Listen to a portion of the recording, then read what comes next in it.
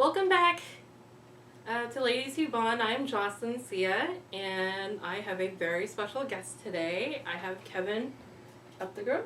Hi, I'm not a lady who bonds.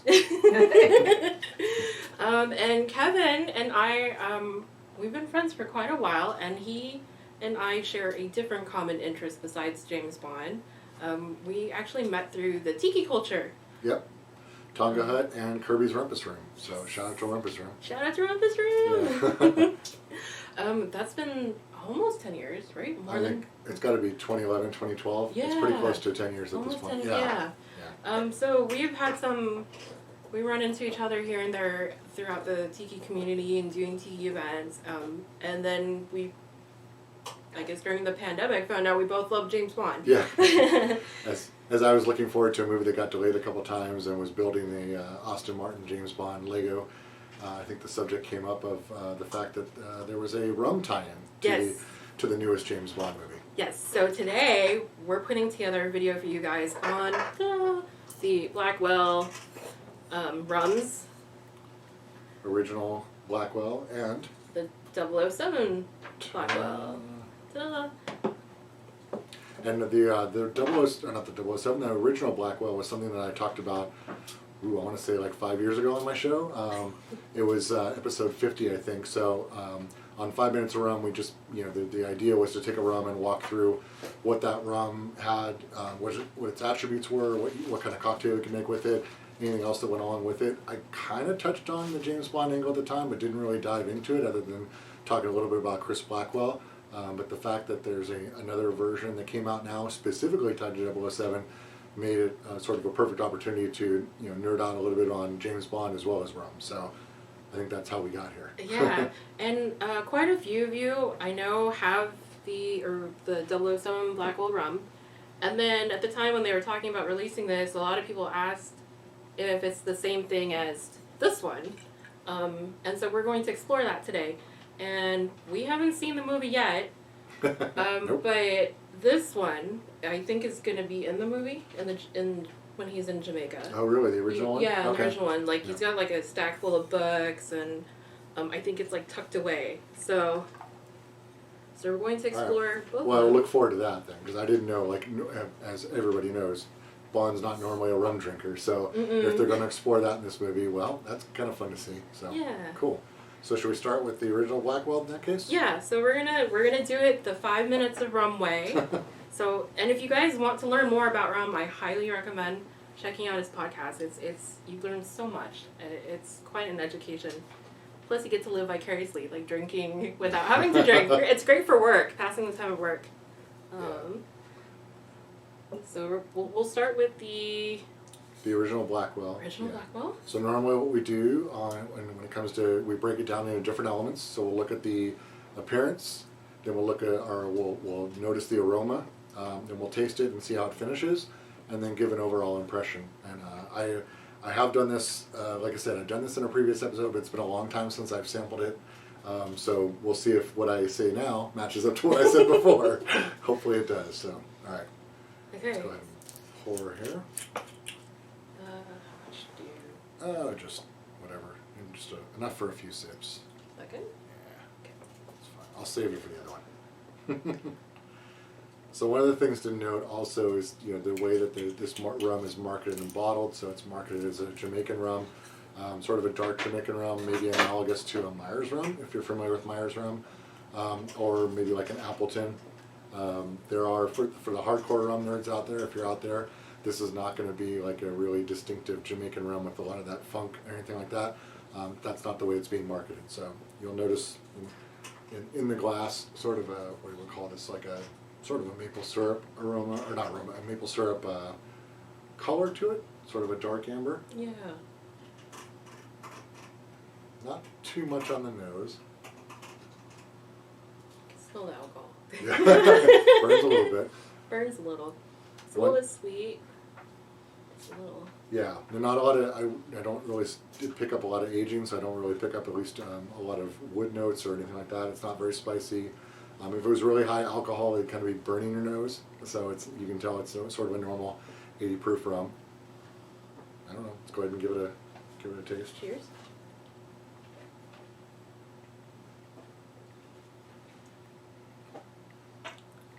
Yeah, it's got a little bit of butterscotch, a little bit of, oh, I remember noticing this before, a little bit of root beer or sarsaparilla kind of thing to it, especially on the finish. Yeah. It's, you know, for me, it's a good rum for mixing. It's not really a rum that I would, you know, not drink. No, I wouldn't really drink it straight. It's got a strong burn. Yeah. Yeah. Warms up your throat on the finish, but it's not. It's you know, it's I know like not to get too far into the weeds on how it's produced, but I know that it's made by J. Ray and nephew who produce Appleton. So there's definitely an Appleton and Joy Spence influence on this. So it's definitely not a bad rum, but it's more of a mixer than a sipper.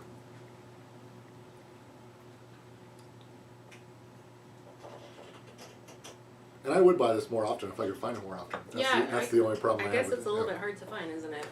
Yeah, it's not really like a mass market kind of thing, but it is considering a few years ago, especially when this rum came on the market, there wasn't a lot of Jamaican rums available. It was basically Appleton, Myers, and that was it. Yeah. So it was it's definitely a good part. I'd prefer this, 9 times out of 10, probably 10 times out of 10 over Myers. So definitely a good mixing rum if you need something in your cocktail that calls for dark Jamaican rum. I'm trying not to make this too tiki, sorry. No, I think it's good though, because I think that kind of opens the door. I mean, it's kind of funny, there's actually a lot of correlation between like tiki and rum, and then even James Bond. Like, there is a bit of overlap. Like, I always think of that scene in Dr. No, and I'm like, oh, that wouldn't be, kind of a nice, could have been a tiki room. That is one of my favorites, if for nothing else, the set designs, like going to Dr. No's Island, and even just Jack Lord as Felix Leiter. I mean, it's amazing. Like, they could have made their whole movies. They could have made another movie series with Jack Lord as Felix. Like, it was so cool. Yeah, definitely one of my favorites. I know I begged you not to make me rank top James Bond movies, but Dr. No would be in the top 5 for sure. So.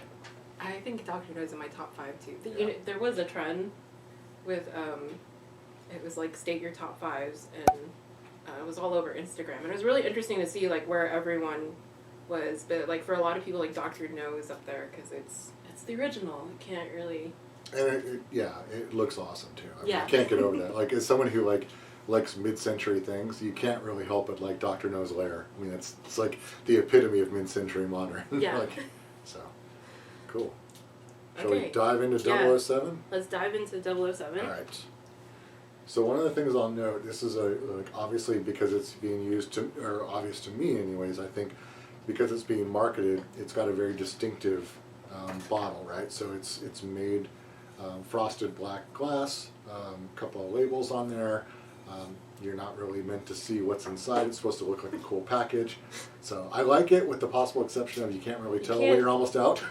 Like, you can only do it by weight. Exactly. I think maybe there's like that much. I don't know. Yeah. Can't really see through it though. So that's probably the only Achilles heel in the armor of their packaging. Otherwise, it's a pretty sharp looking package. It's got the faux wax seal on there as well. So. Yeah, like the same like this bottle. Yep. Yeah. Exactly.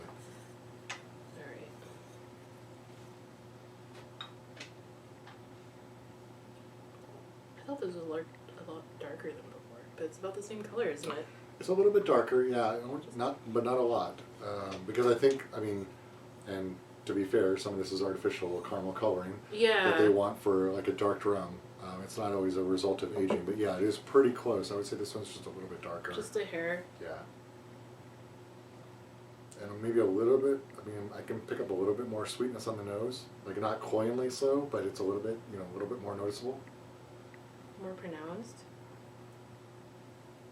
It's definitely less alcohol-y. Yeah, it's not as astringent. It will not. Yeah. It's not going to burn your nostrils quite as much.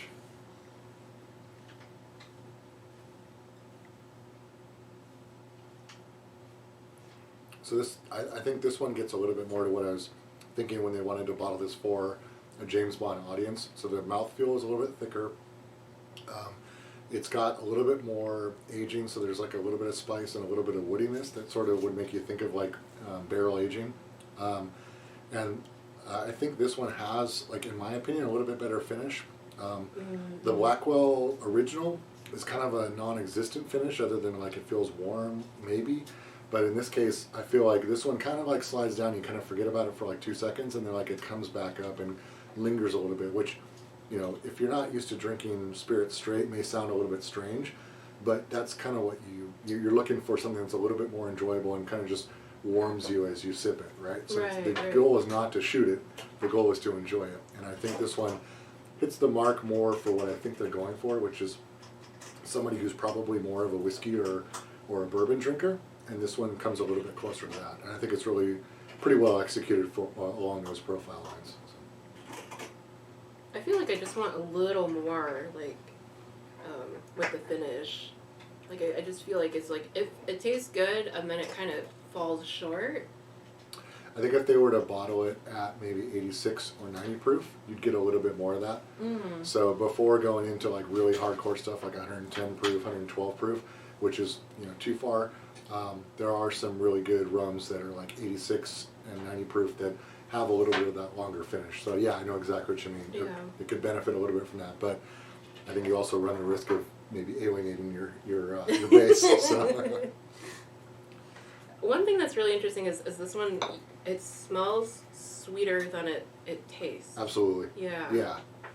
And that actually works to its benefit. Like, where I think that it's good that it sort of has that welcome aroma, but like it's not like rums that have been too heavily sugared end up being real cloying and not very tasty. So this one I definitely like, as opposed to this one, the original Blackwell, where I say this one's more for mixing. I could totally see like having a bottle of the 007, a little bit of a glass, putting on a couple of, you know, James Bond DVDs and just sipping it, and I wouldn't be mad about that at all. Yeah, yeah. Do you think ice would change the flavor? It probably would, and I wish I'd done that experiment. I know. Shall we? Yeah, we should. I'll just try one. I'm sorry, my fingers. No, absolutely. Okay. Yeah. So I'm going to actually, though, do a little bit more. Oh yeah, please help yourself. Make it a little more melted. Oops. A bit more than I thought, but that's fine. I feel like the way that the bottle is shaped, it's a little bit hard to pour without it kind of spilling everywhere. I don't know if that makes any sense. It does. I have a tendency to use those. Like, I bought a bunch of speed pours. Yeah. Just because I'm not as good about pouring them. So I'm gonna, oops.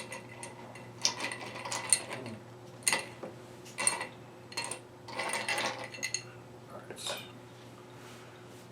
That was one thing I, long time ago, when we lived in Northern California, there was, when I worked at a certain office, there was a guy who was really into wine, and he, after work, like once a month, would do like these wine tastings. And one of the things I learned from that, even though I wasn't really good about tasting wine, was that if you have something out and in the air for like 10 or 15 minutes, it can really change how it tastes. So I think the combination of having it poured plus the ice is probably going to make it a little bit different. Yeah. And then I have to have it melted. So, back with ice. Cheers.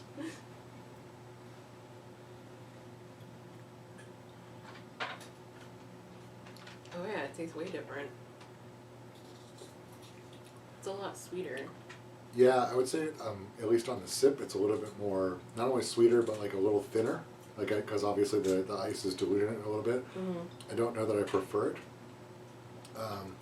But it, you know, it's interesting. It's interesting. Interesting experiment. I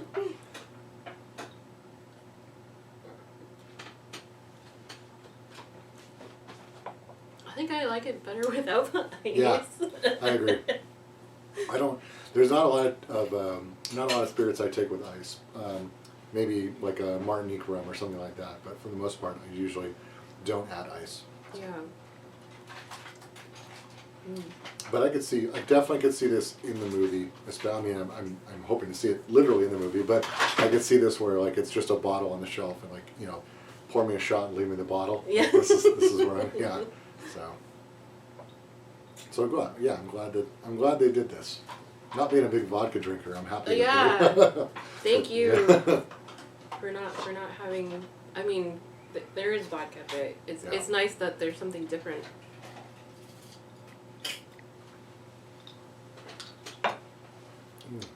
Thank you, Chris Blackwell. Yes. So speaking of Chris Blackwell, for those who don't know, Chris Blackwell actually owns the Goldeneye Resort, and there's a lot of history between Blackwell and Ian Fleming and Jamaica. It was it his mom?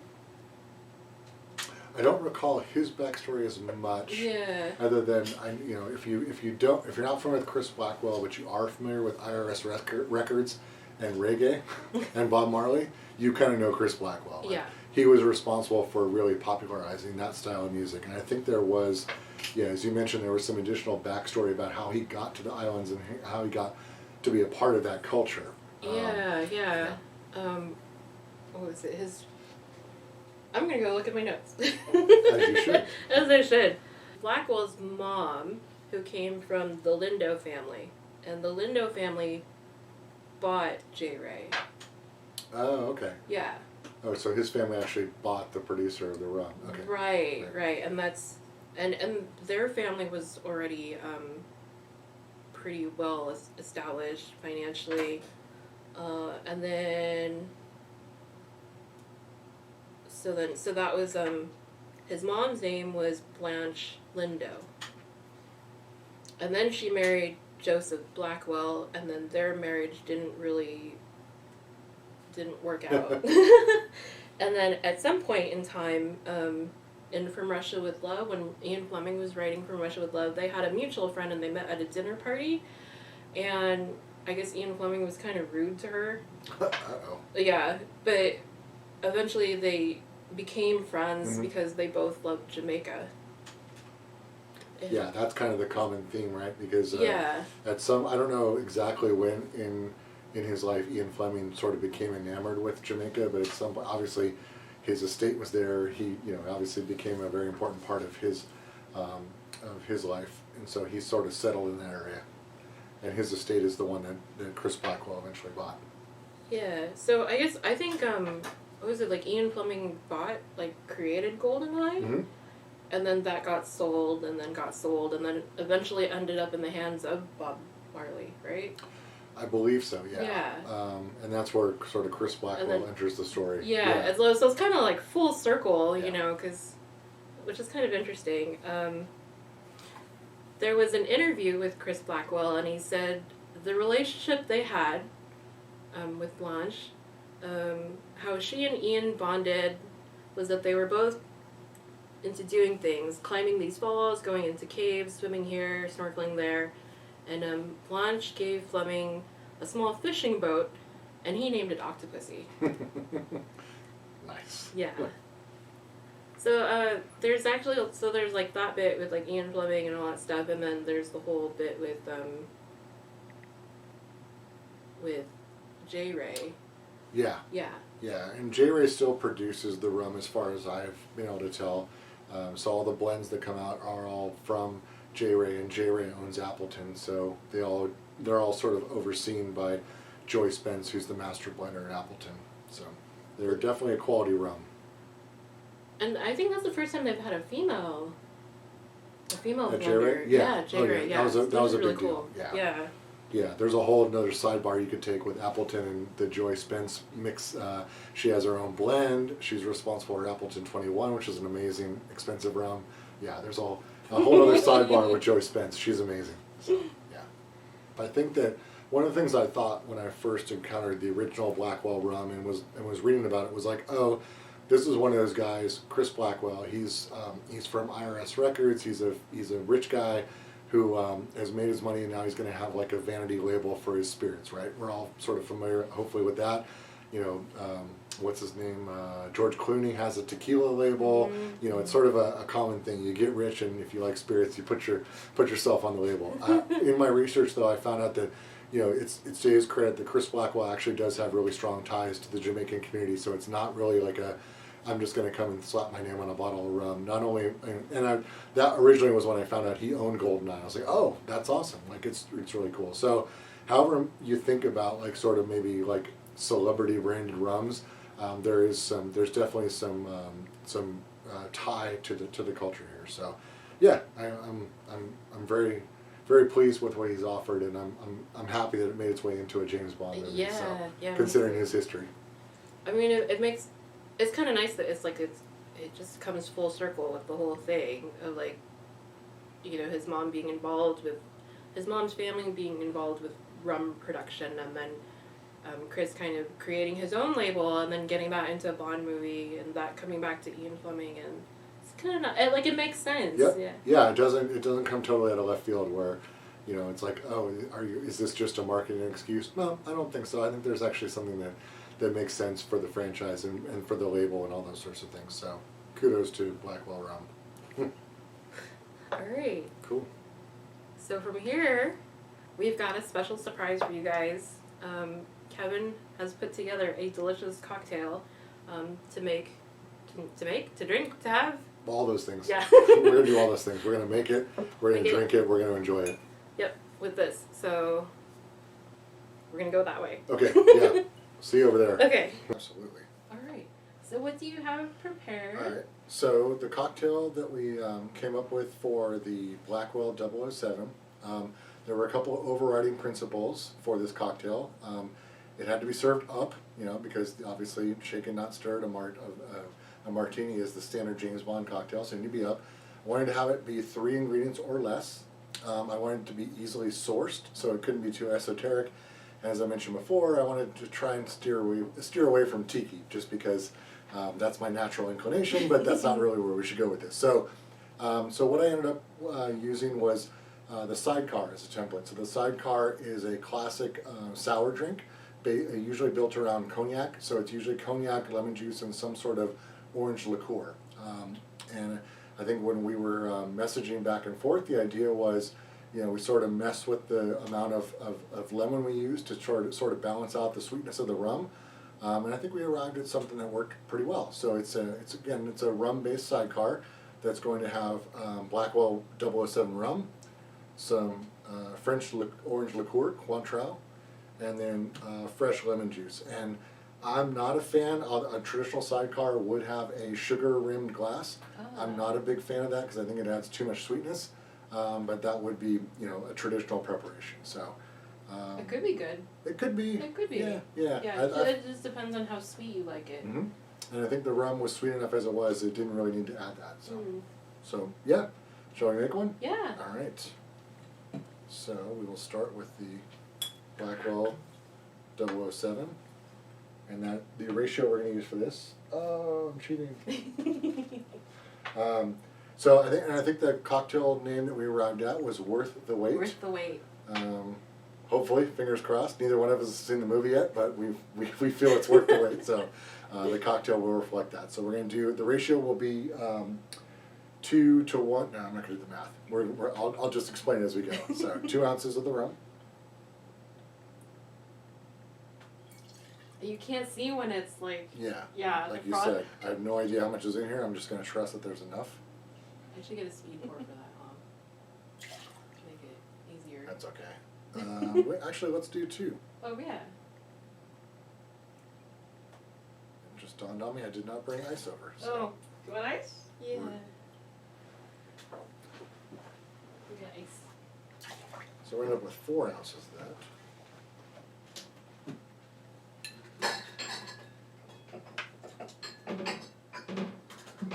Cointreau, we're going to use 1 ounce for a single serving, 2 ounces in this case because we're making 2.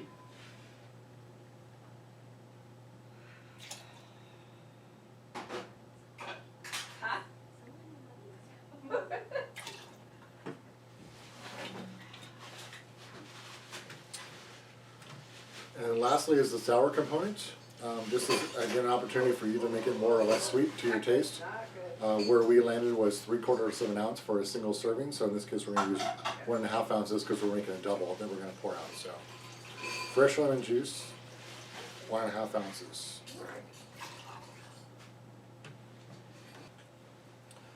Through the magic of TV, ice has appeared. so we're going to go ahead and ice this. This is a shaken, not stirred cocktail, which seems exceedingly appropriate. Can't really use too much ice. So we're going to put this aside.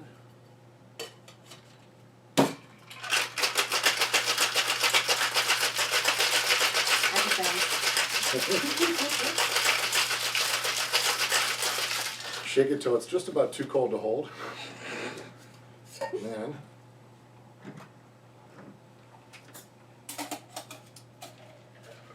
strain into a coupe glass here. Such a nice color.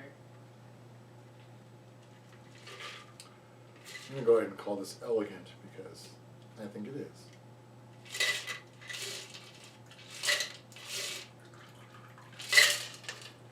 There we go. Hopefully, this is actually worth the wait. Cheers. Cheers.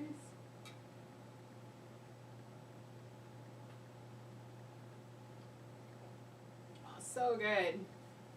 So hopefully you get to taste the rum.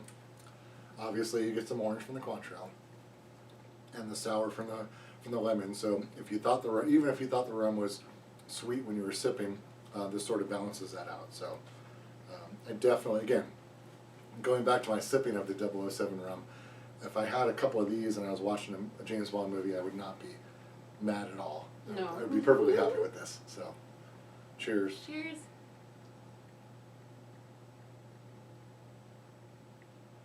It has a really nice finish to it. I think that's what I like a lot about this. I think it's the lemon, probably. I mean, Yeah. So it's just sort of a classic sour recipe where normally you would just partner a spirit with something sour like lemon juice and maybe a little bit of a sweetener.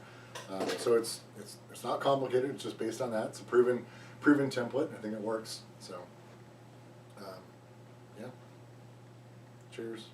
Now we can dive into our various James Bond memories, right? Yeah. Well, while we're enjoying this, how did you get into James Bond? So let's see how. So my Bond, if you will, despite my age, my Bond is Sean Connery, which would be too early normally. However, the first Bond movie I saw was Never Say Never Again, which is sort of a pseudo Bond. Yeah. Right. So it came out the same year as Octopussy, Right. and I chose to go see Never Say Never Again, not even knowing it was a remake of Thunderball. Didn't know anything about it. That was my first Bond experience in the theater, and I thought it was amazing. And so I really liked that movie. I had no idea what it was. I didn't judge it based on it being maybe an imposter or anything like that. Mm-hmm. I don't know what its reputation is these days, but I thought it was great. And then, funny enough, the next one I saw was Goldfinger, and the way I saw that was in the days. This is going to date myself a little bit, when not everybody had a VHS recorder at home, and so you could rent a VHS recorder. And at some point on a weekend, my family and I rented a VHS recorder from the video store and a copy of Goldfinger on VHS, and that was the next one I saw. So that's why, even though technically Roger Moore in my age group would be my Bond, Yeah. Sean Connery ended up being the one. So yeah. How funny. What about yourself? So my first time was GoldenEye. Okay. Yeah. And actually before all of that was the music. Mm-hmm. So I was in band in middle school, and we had a band competition, and we played a melody of James Bond music. You had a cool musical director. Yeah, yeah. So that was really cool, and so that kind of got me into James Bond. I was like, oh yeah, this is this is it, and then it wasn't until high school that GoldenEye came out, Mm-hmm. and my grandma had a tape of it from she taped it off of HBO, and I Yeah. have a lot of movies taped off HBO. Yes. so that kind of threw me into the whole thing. I mean, even before then, I was already into espionage and spy stuff, and yeah. Yeah, the Tiki Oasis that had to do with spy. Oh, it's so great. 2012 was a watershed. Yeah. I call it. Yeah. Yeah. So, and I actually did go back and watch. I mean, obviously I watched all of them at some point, but like I said, Roger Moore should have been my age appropriate James Bond, and I really did like Live and Let Die, and The Spy Who Loved Me, and I even at the time it hasn't aged well, but View to a Kill. Maybe I give it a pass because I love the song. The movie now, when you watch it, is crazy, and Roger Moore looks so old. But yeah, so I watched a lot of his, and then I kind of skipped I didn't really watch a lot for the Dalton era. Timothy Dalton, and then I kind of went back to that later, and I've actually found those to be really cool in retrospect. Like, I didn't watch him at the time, but I actually really like him now. Yeah, it seems the trend right now is that his movies have actually aged pretty well, but I think it's also, maybe it was too much for our time, like, for the time then, and then now that we, like, Daniel Craig is ending, but, like, there is some similarities between Daniel Craig's James Bond and Timothy Dalton's James Bond. Absolutely. Yeah, It's so super jarring to go from Roger Moore to Timothy Dalton. Yeah. But if you watch Timothy Dalton to Daniel Craig, it makes a lot more sense. It makes more sense. Yeah. Yeah, I agree. I even like the George Lazenby with Telly Savalas. Like, I even like that one. Like, it's a one-off, but it's a good one. Like, yeah, that one's good. There's very few of them that I actually don't really like. And I can find something fun in all of them, so. But that's what makes you a true Bond fan, right? Yeah. Yeah, there's something to like in all of them, so. Yeah. Even Moonraker. Well, thank you for taking us on this beautiful journey with all of this rum. I'm a little knackered, but I'm getting there. I don't know. We'll probably have one more after this. All that really matters is that, like, give me a little bit of rum and I can talk James Bond for a while. So, just gives me an excuse. So, super happy to do it. And again, I don't know what I'm going to watch tonight. It might be Skyfall. It might be Casino Royale. Maybe I'll watch From Russia with Love. I'm not sure, but I'm going to watch a Bond movie tonight. So sounds good. 100%. All right, Kevin, where can we find you? I'm online. You can find me at 5minutesofrum.com. All the socials at 5 Minutes of Rum. Also kevinupthegrove.com. That's another place to find me.